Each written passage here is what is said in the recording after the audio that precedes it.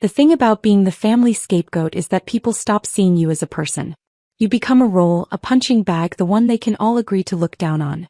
I learned this lesson early, and by the time I was 31, I'd perfected the art of staying quiet while they tore me apart. My sister Amanda had always been the golden child. 3 years older, effortlessly beautiful, married to a successful orthodontist named Derek. They lived in a gorgeous house in the suburbs, drove matching luxury SUVs, and their Instagram looked like a lifestyle magazine.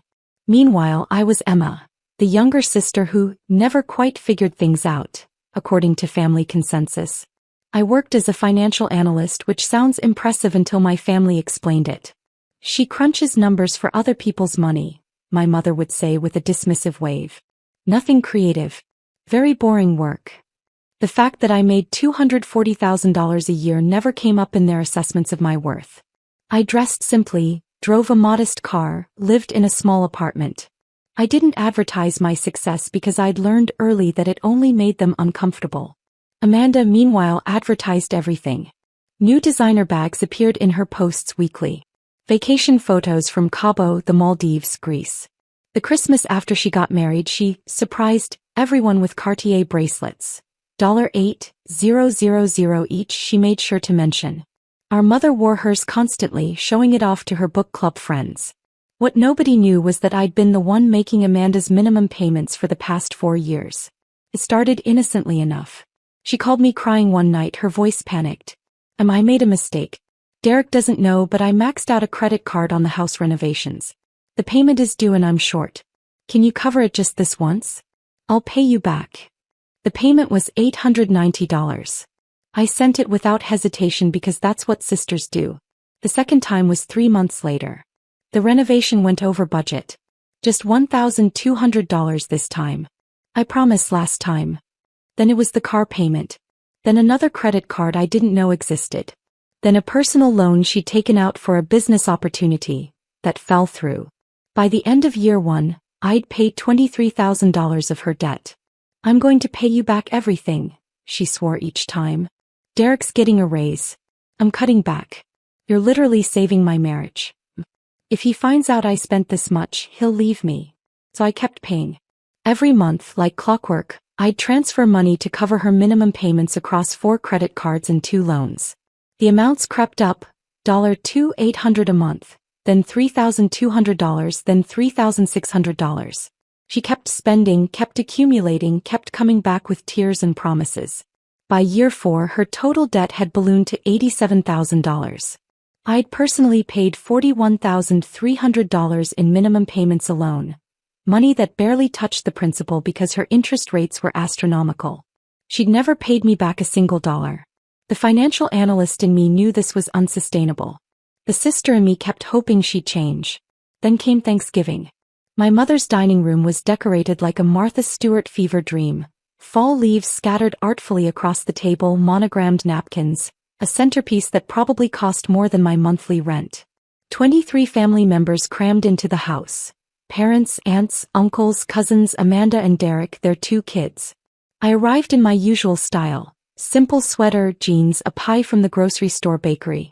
Amanda swept in 30 minutes late in a new Burberry coat, carrying a charcuterie board from that expensive artisan shop downtown. Sorry we're late, she sang. I was at the spa all morning. Self-care Sunday, you know. Mom hugged her like she'd returned from war. You work so hard, sweetheart. You deserve it. I set my grocery store pie on the counter next to Amanda's $200 charcuterie display and felt exactly as invisible as I was meant to feel. Dinner conversation followed its predictable pattern. Derek talked about his orthodontic practice expanding. Amanda showed everyone photos of their upcoming trip to Turks and Caicos. Just a little getaway before the holidays get crazy. My cousin Brian discussed his promotion. My Aunt Susan bragged about my cousin Jennifer's new house. When the conversation turned to me, my mother's voice took on that careful, pitying tone. And Emma's still doing her number thing. Very stable work. Steady paycheck, my father added like he was complimenting a reliable toaster. That's wonderful, Aunt Susan said with a smile that didn't reach her eyes. Not everyone can be an entrepreneur like Amanda. Amanda beamed. She'd sold monogrammed koozies on Etsy for 3 months 2 years ago before abandoning it. Apparently that made her an entrepreneur. The real trouble started when my younger cousin Maya mentioned she was struggling with student loans. It's just so overwhelming, Maya said, her voice cracking slightly. I'm barely making the minimum payments. I opened my mouth, ready to offer advice. I'd helped 3 friends consolidate and restructure their loans, saving them thousands in interest. But my mother cut me off. Emma, not everyone wants to hear about numbers and calculations. My face burned, but I stayed quiet. You should talk to Amanda, my mother continued. She's so good with money. Look at that beautiful house. Amanda launched into what she called financial advice, which mostly consisted of just budget better, and maybe get a side hustle. Nothing practical. Nothing helpful. Maya nodded politely, but I could see the desperation still in her eyes. After dinner, I found Maya alone in the kitchen. Hey, I have some resources about loan consolidation. If you want, I can send you. Oh my God, Emma. Amanda appeared in the doorway, wine glass in hand, eyes sharp. Can you not? I was just offering to help. She doesn't need your help. Amanda's voice had that edge I'd learned to recognize. She needs real advice, not whatever you're selling. I'm not selling anything. I just know about. What? Numbers. Amanda laughed, and it wasn't kind. That's literally your only skill. You can't just insert yourself into every conversation. My father appeared behind her. What's going on? Emma's trying to give Maya financial advice, Amanda said, making it sound absurd. When she can barely manage her own finances. My stomach dropped. What are you talking about? Amanda's eyes glittered dangerously. Come on, Em. We all know you're always short on cash. That's why you live in that tiny apartment. That's why you never travel. That's why you dress like you shop at Goodwill. The kitchen had gone silent. Maya looked mortified. My father frowned. Amanda, I said quietly, that's not. You're always asking for money, Amanda continued, her voice rising. It's embarrassing, honestly. At every family event you've got your hand out. My blood ran cold. I have never asked you for money. Please. She rolled her eyes. Just last month you were calling me about bills. I had called her last month. To tell her I couldn't keep covering her payments forever. To ask, again, for even partial repayment. But she'd rewritten the narrative so smoothly that even I almost questioned my memory. Emma. My mother's voice was disappointed. If you're struggling financially, you should have told us. I'm not struggling. There's no shame in it, my father added. But Amanda's right. Constantly asking your sister for money is inappropriate. I have never. I stopped. There was no point. I could see it in their faces. They believed Amanda. They would always believe Amanda. This is exactly what I mean, Amanda said, gesturing at me with her wine glass. Always so defensive. Look, we get it. You're not good with money. But you need to stop making it everyone else's problem. The room was staring. Maya looked like she wanted to disappear. My aunts had appeared in the doorway, drawn by the drama. Amanda was on a roll now. I mean, I feel bad for you, I really do. But at some point you need to take responsibility for your choices. Get a better job. Budget better. Stop begging for money from family members who actually have their lives together. Something in her voice, that casual cruelty, that absolute certainty that she was superior, made something crack inside me. I'd been paying $3,600 a month. Every month. For 4 years. I'd paid her car insurance when she forgot. I'd covered her kids' private school enrollment fee when she was between opportunities. I'd sent money for groceries when she claimed Derek was being unreasonable about the budget. $41,300. And she was standing in my mother's kitchen in her Burberry coat, drinking wine that probably cost $80 a bottle, telling everyone I was a charity case. I pulled out my phone. Emma, what are you doing?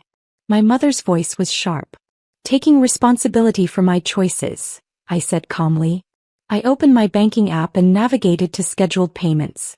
There were 6 of them, all scheduled for the first of each month. 2 credit cards, 1 personal loan, 1 car payment, 1 insurance payment, 1 household expenses payment. All going to Amanda. My finger hovered over the first one. Stop begging for money, Amanda sneered, emboldened by the audience. It's embarrassing. Everyone nodded in agreement. My mother, my father, my Aunt Susan. Even Derek looked uncomfortable on my behalf. I smiled. You're right. Then I canceled the first payment. The second. The third. Within 90 seconds I'd canceled all 6 recurring transfers. Then I texted my bank directly through the app. Please stop all payments on the following accounts. I listed Amanda's credit card numbers, which I'd memorized from 4 years of paying them. I looked up. Amanda was still talking something about how family helps family but there are limits. Her face was flushed with wine and righteousness. Her phone buzzed. She ignored it. It buzzed again. Anyway, she continued, I just think. Buzz. Buzz. Buzz. 3 more notifications in rapid succession. Amanda pulled out her phone, annoyed. Her face went pale. What? Derek asked. Nothing. It's nothing. But her hands were shaking slightly as she stared at the screen.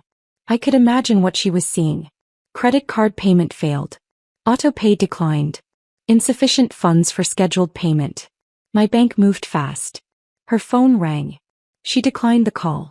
It rang again immediately. Capital One probably. Or Chase. Are you going to get that? My mother asked. It's just spam, Amanda said, but her voice had gone thin. I gathered my coat. I should go. Emma, wait. My father's voice. We didn't mean. No, it's fine. Amanda's right. I need to stop making my problems everyone else's responsibility. I headed for the door. Behind me, Amanda's phone wouldn't stop ringing. I drove home in silence, my hands steady on the wheel. For years. $41,000. And she'd called me a beggar in front of the entire family. My phone started ringing before I even reached my apartment. I declined. She called again. Declined. Text message. Call me please. Another text. What did you do? Another. Why are my payments declining? I turned my phone on silent. By the time I got home, I had 14 missed calls from Amanda and 23 text messages ranging from confused to panicked to angry. The last one read, call me right now, this ain't funny. I made myself tea and opened my laptop. Time to be thorough. I pulled up my banking records from the past 4 years and created a detailed spreadsheet. Every payment, every date, every amount. I had text messages going back to the beginning. All her promises to pay me back, all her emergencies, all her desperate midnight calls. I compiled everything into a single PDF. 47 pages of documentation. Then I sent it to my personal email, time-stamped and backed up to 3 different cloud services. Just in case. My phone lit up with another call. I watched it ring until it went to voicemail. 30 seconds later, another voicemail notification. I waited until morning to listen to them. The first voicemail was angry. Emma, what the hell did you do? My payments aren't going through. Fix this. Now. The second was frantic. Please, I don't understand what's happening. My cards are declining. The bank called. Please call me back. The third was tearful. Emma, I'm serious. I don't know what you did, but this isn't funny. Derek is asking questions. Please. Just call me. The fourth was my mother. Emma Jean, Amanda is very upset. I don't know what this is about, but you need to fix whatever you've done. Call your sister. I deleted all of them and made myself breakfast. My phone rang at 8:47 a.m. Unknown number. I answered. Ms. Emma Richardson? A professional female voice.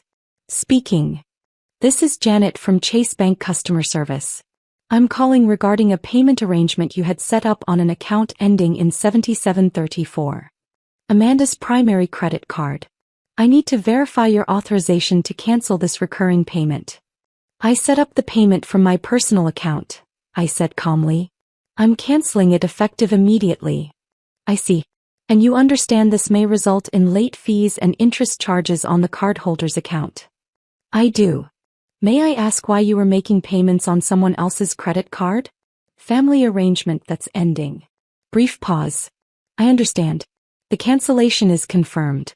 Is there anything else I can help you with today? No, thank you. I hung up. 5 minutes later, Amanda called again. I didn't answer. Text message. The bank called me. They said you canceled everything. Why would you do this to me?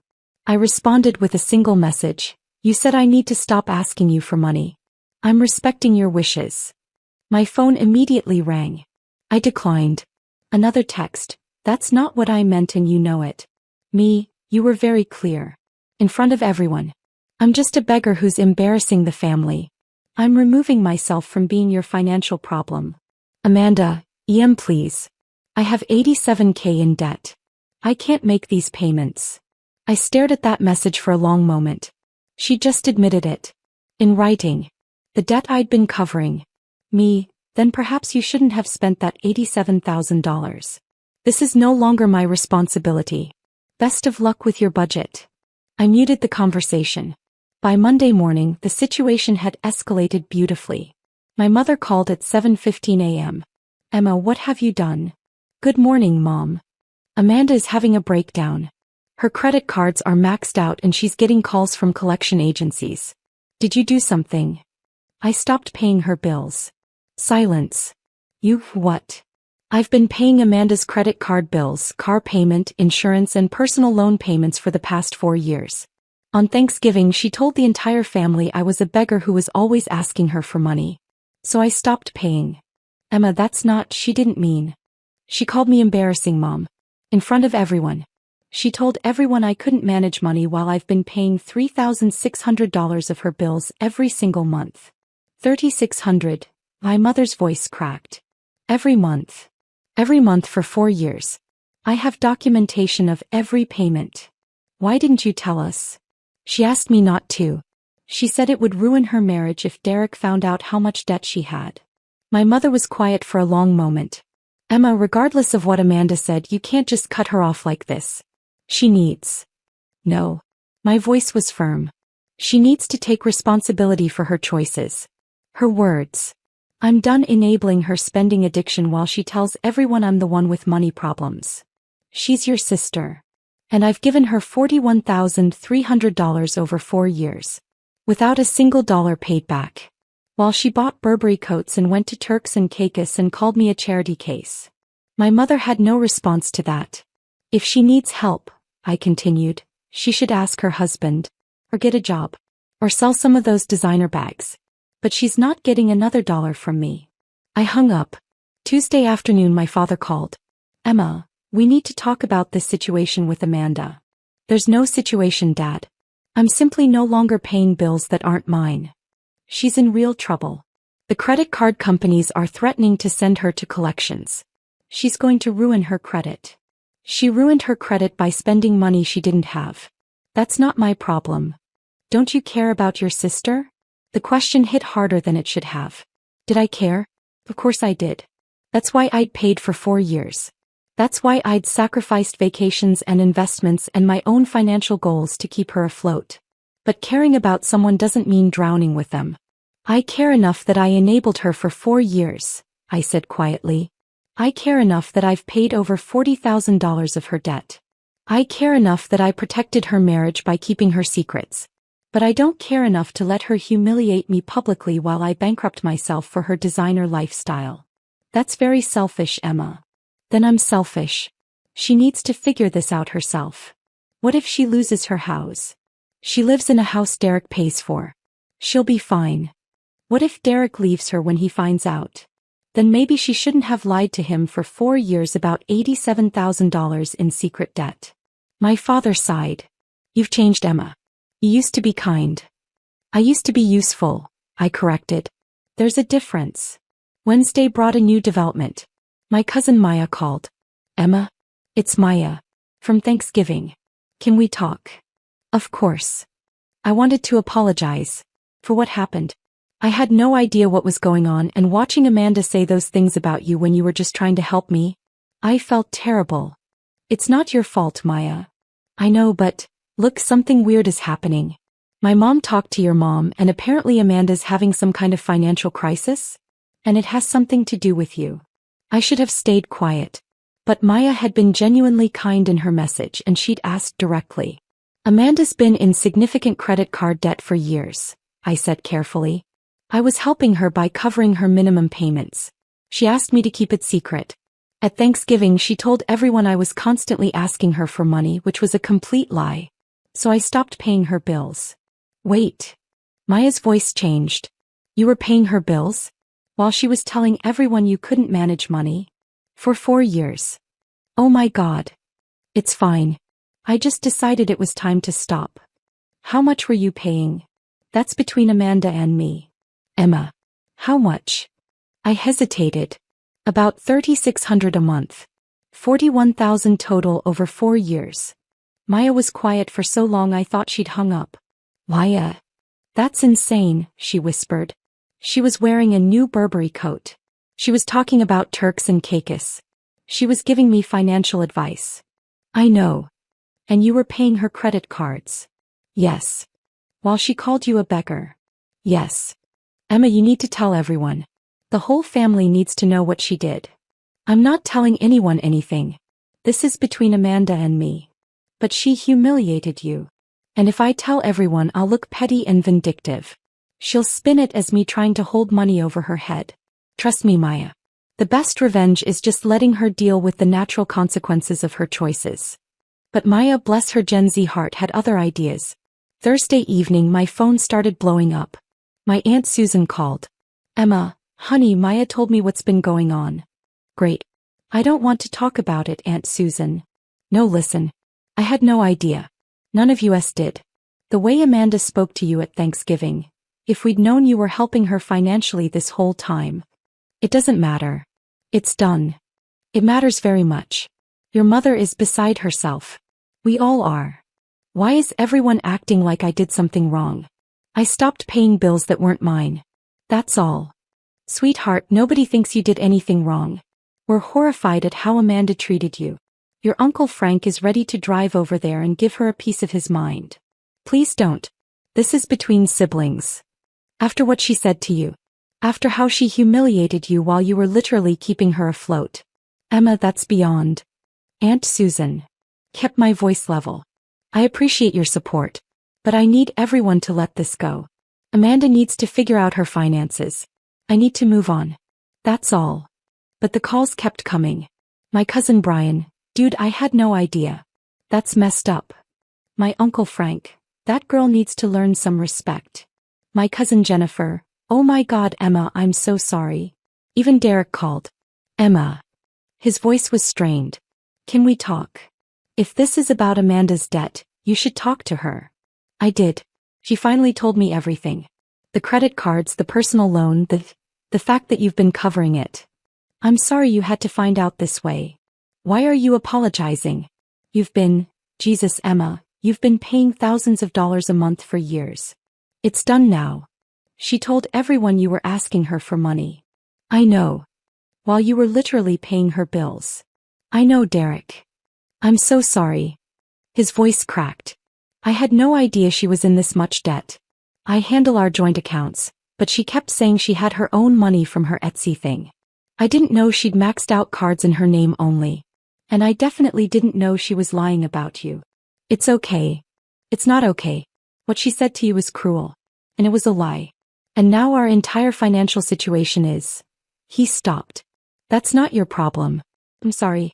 I just wanted you to know that I'm sorry and I'm dealing with this and you don't owe us anything. Thank you, Derek. And Emma? What you did, helping her for that long even after how the family treats you, that was really kind. She didn't deserve that kindness, but it was still kind. I had to clear my throat before I could speak. Take care of yourself, Derek. Friday morning, Amanda finally showed up at my apartment. I opened the door to find her standing there, no makeup, hair in a messy bun, wearing sweatpants. She looked like she'd been crying. Can I come in? I should have said no. But old habits die hard. I stepped aside. She walked in slowly, taking in my small apartment. The place she'd always made subtle digs about. Cozy, she'd say, meaning cramped. Minimalist, meaning cheap. Emma, she stopped. Started again. I messed up. You did. I'm so sorry. What I said at Thanksgiving was completely out of line.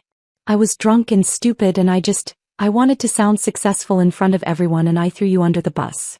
You called me a beggar, Amanda. While I was paying $3,600 a month of your debt. I know. Tears spilled down her cheeks. I know. And I have no excuse. I was horrible. But Emma, I'm drowning here. The credit card companies are calling constantly. Derek is furious.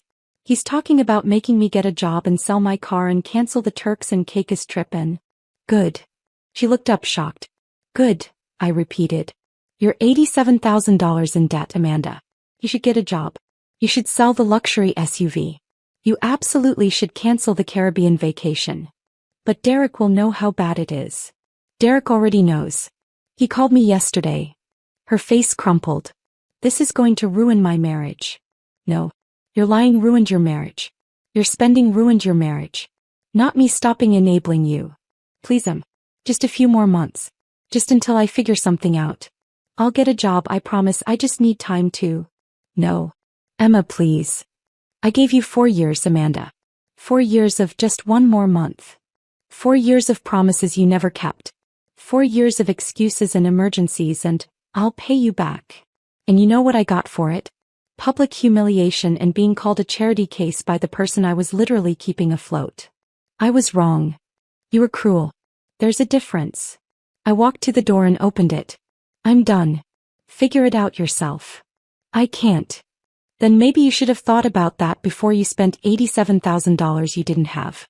Maybe you should have thought about that before you lied to your husband. Maybe you should have thought about that before you stood in Mom's kitchen and called me a beggar in front of everyone I know. I said I was sorry. Sorry doesn't give me back $41,000. Sorry doesn't undo the humiliation. Sorry doesn't change the fact that you were perfectly happy to let me destroy my own finances while you played the successful entrepreneur on Instagram. Amanda stood there, tears streaming, and for a moment she looked like the sister I'd grown up with. The one who taught me to ride a bike. The one who threatened to beat up my middle school bullies. But that sister was gone, buried under years of entitlement and cruelty.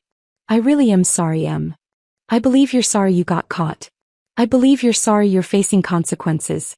But I don't believe you're sorry for what you did to me. She left without another word. The full fallout took another 3 weeks. Derek, to his credit, handled it decisively. He put Amanda on a strict budget, took over all the accounts, sold her SUV and got her a used sedan and canceled the vacation. He made her get a job at a local boutique retail on her feet 40 hours a week. Amanda hated every second of it. My mother tried to mediate several times, suggesting family therapy or reconciliation dinners, but I held firm. I was polite, cordial even, but I was done being the family's emotional support sister. The extended family was split. The older generation thought I was being harsh. The younger generation thought Amanda got off easy. My cousin Maya started a group chat called We Stan Emma with all the younger cousins. I muted it, but it was nice. Christmas was awkward. Amanda and I were civil but distant. She'd lost weight from stress and her new job. Her Instagram had gone quiet. No designer bags, no luxury vacations, just the occasional photo of her kids. Derek pulled me aside before dinner. She's going to therapy. And financial counseling. We're working through it. That's good. She really is sorry, Emma. I know it doesn't change anything, but she is. I believe she regrets it. I just don't know if she understands why it was wrong. He nodded slowly. Fair enough. 6 months after Thanksgiving, I got a text from an unknown number. It was a screenshot of a payment confirmation. $500 to my account. Then a message. First payment. It'll take me 16 years at this rate, but I'm going to pay you back every dollar. I stared at the screen for a long moment. Part of me wanted to send it back. Part of me wanted to tell her I didn't need it. But the truth was she did need to pay it back. Not for me. For her. I texted back. Received. Thank you. I didn't say it was okay. I didn't say we were good. Because we weren't and maybe we never would be. But it was a start. A year after Thanksgiving, Maya asked me to help her consolidate her student loans. I spent a Saturday afternoon showing her how to compare rates, negotiate with lenders and restructure her payments. We saved her $14,000 in interest over the life of the loans. She cried and tried to pay me. I refused. Just remember this when someone else needs help, I told her. And maybe don't let people walk all over you while pretending they're doing you a favor. She laughed. Learn that from the best. The thing about being the family scapegoat is that people stop seeing you as a person.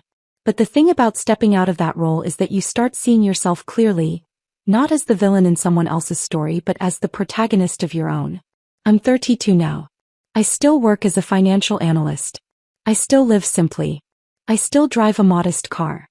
But I took that $3,600 a month I'd been paying Amanda's bills and put it into investments. My portfolio is up 34% since Thanksgiving. I'm on track to retire at 45 if I want. I also bought a new couch. It's small, trivial, nothing compared to Amanda's designer lifestyle. But it's mine. Paid for with money I earned and kept instead of giving away to someone who saw me as an ATM with a heartbeat. Amanda still makes her $500 monthly payments. We're civil at family events. She's worked her debt down to $71,000. Derek says she's doing better. I'm happy for her. I really am. But I'm happier for me.